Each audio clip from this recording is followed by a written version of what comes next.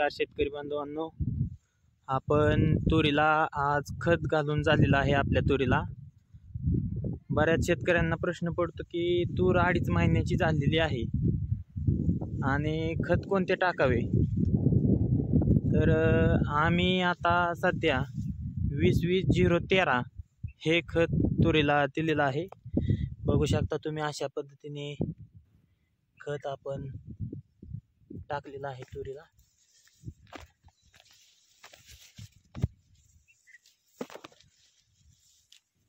पाहू शकता तूर आपली, तुरीची वाढ, तुरीचे फुटवे.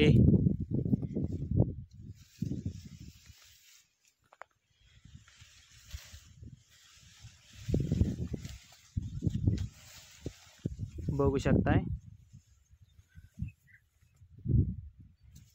एकरी 2 म्हणजे 100 किलो हे प्रमाण आपण वापरलेलं आहे.